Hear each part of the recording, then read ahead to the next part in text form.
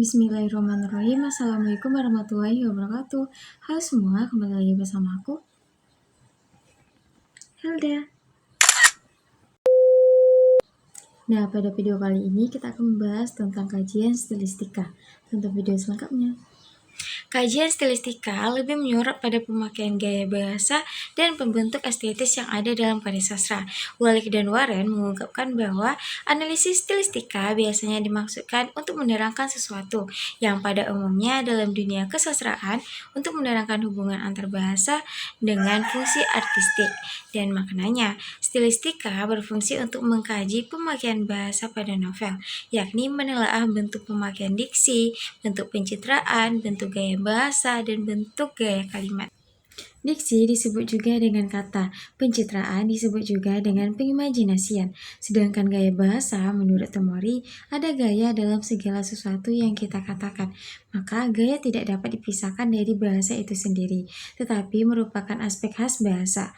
Sementara itu, Ratna mengatakan gaya lebih banyak berkaitan dengan karya seni dan sastra, sedangkan majas lebih banyak berkaitan dengan aspek kebahasaan. Dengan singkat, gaya bahasa meliputi gaya dan majas. Nah, dan gaya kalimat itu digunakan oleh pengarang untuk menciptakan nilai estetik dalam sebuah karya sastra.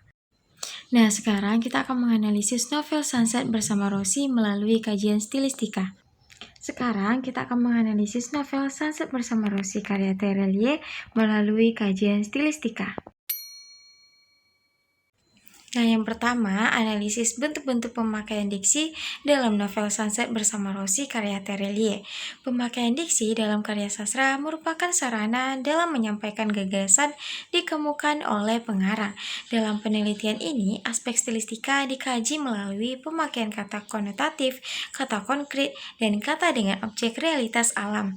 Kata konotatif memberikan stimulus bagi pembaca melalui gagasan dan perasaan yang disampaikan oleh pengarang.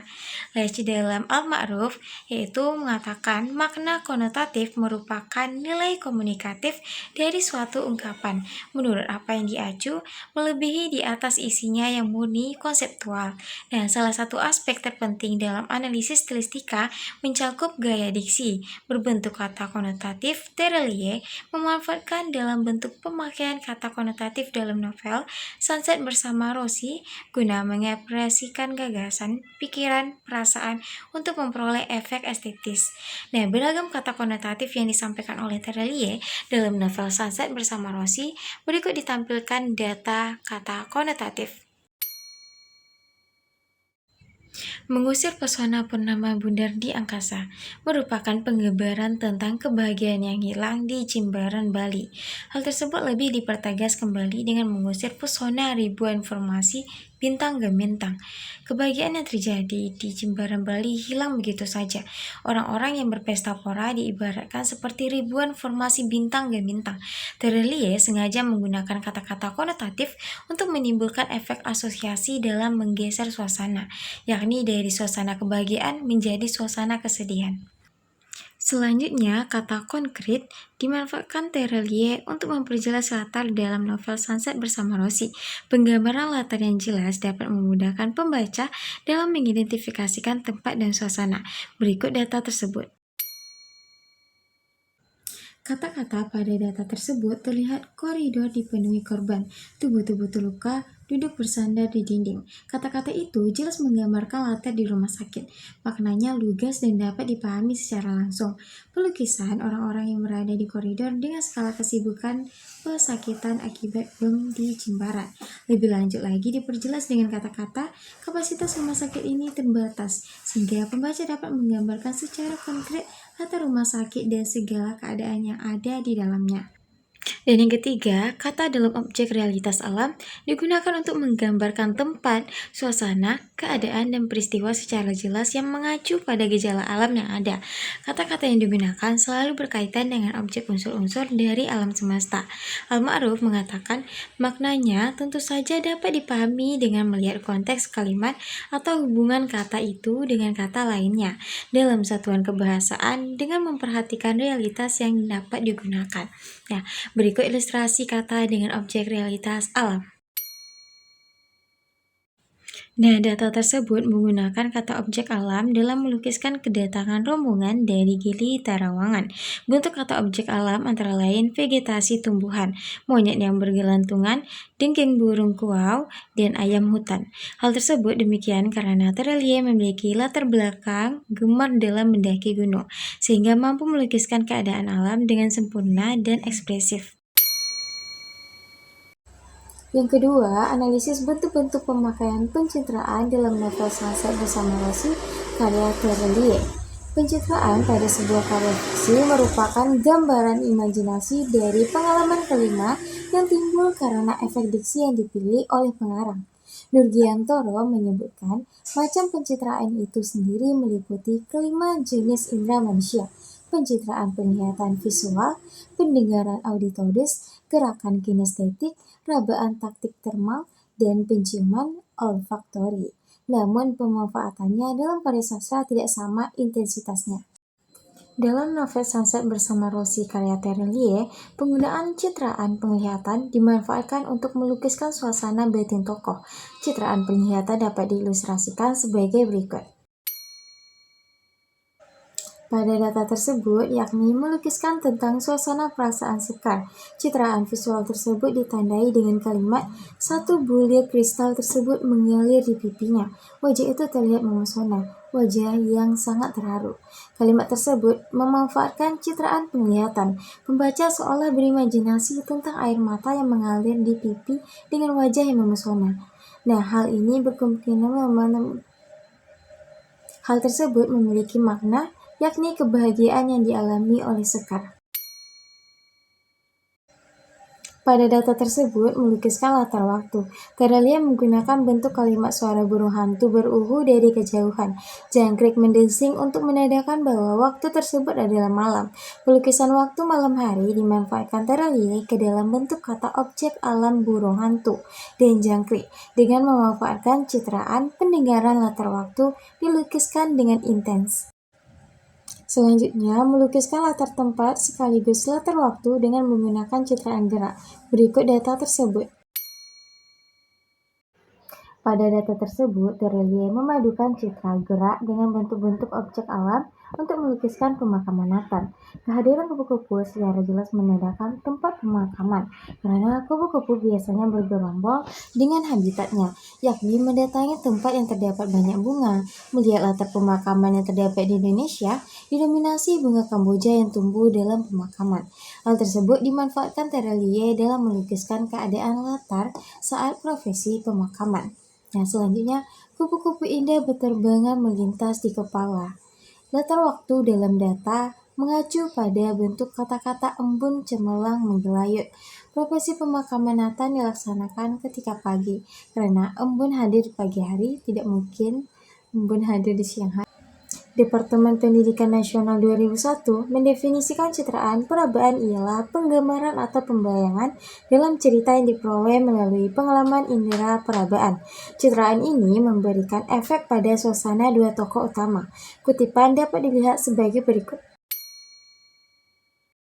Nah, data tersebut memberikan efek suasana yang menyenangkan pada dua tokoh utama, yakni Tegar dan Rosie. Melukiskan tersebut memberikan efek dalam pengalaman imajinasi rabaan.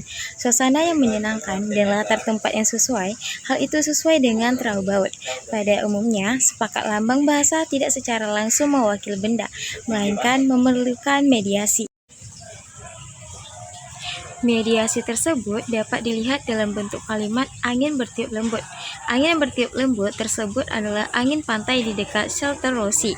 Nah, Terelie memanfaatkan citraan rabaan untuk melukiskan suasana yang menyenangkan antara Rosie dan Tegar. Citraan penciuman merupakan citraan yang ditampilkan untuk menggugah imajinasi pembaca dalam memperoleh gambaran yang utuh dengan menggunakan pengalaman indera penciuman. Berikut ilustrasinya. Nah, data tersebut nampaknya Terelie melukiskan tokoh dengan memadukan citraan visual. Bentuk kalimat dia telah mengenakan gaun indah memanfaatkan citraan visual. Kalimat tersebut bertalian dengan bantuan citraan penciuman yang amat dikenal oleh masyarakat ruang tentang bau parfum. Tubuhnya wangi semerbak, bentuk kalimat tersebut memberikan pengalaman indera penciuman pembaca sehingga pembaca mengimajinasikan gadis cantik dengan harum tubuh yang wangi. Jadi dalam citraan penciuman Terelie memanfaatkan untuk melukiskan tokoh Naila dengan memadukan citraan visual. Bentuk pemakaian pencitraan dimanfaatkan Terelie untuk melukiskan suasana batin tokoh dan latar waktu. Hal tersebut menjadi lebih intens dan ekspresif dalam menyampaikan gagasannya. Yang ketiga, analisis bentuk-bentuk pemakaian gaya bahasa dalam novel Sunset bersama Rosie karya Terelie. Majas merupakan bagian dari gaya bahasa yang memanfaatkan bahasa kias sebagai penunjang unsur-unsur dalam gaya bahasa. Berikut akan dideskripsikan pemakaian gaya bahasa berbentuk majas dalam novel Sunset bersama Rosie karya Terelie. Metafora merupakan semacam analogi yang membandingkan dua hal secara langsung dalam bentuk yang singkat. Meninjau perkataan Halliday, metafora merupakan variasi dalam penggunaan kata-kata untuk mentransfer makna. Berikut ilustrasi majas metafora. Dalam data tersebut, majas metafora terlihat dendang kesedihan. Kesedihan yang terus dirasakan di mana-mana akibat dari bom di Jimbaran, Bali.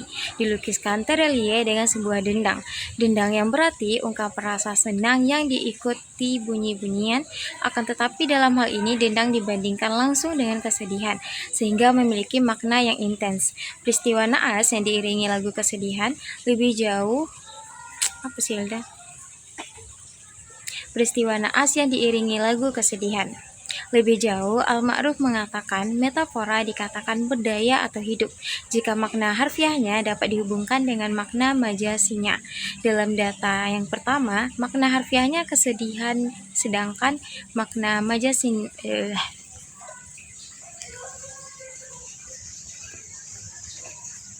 Dalam data yang pertama, makna harfiahnya kesedihan, sedangkan makna majasinya adalah dendang. Dua hal tersebut menjadi makna yang intens dalam satu kata untuk melukiskan peristiwa pasca pengeboman di Jimbaran, Bali. Majas personifikasi menurut Al-Ma'ruf yakni majas ini mempersamakan benda dengan manusia. Benda-benda mati dibuat dapat berbuat, berpikir, melihat, mendengar, dan sebagainya seperti manusia. Dan dapat dilihat dalam data berikut. Dalam data tersebut, majas personifikasi dimanfaatkan Terelie untuk melukiskan suatu peristiwa pengeboman.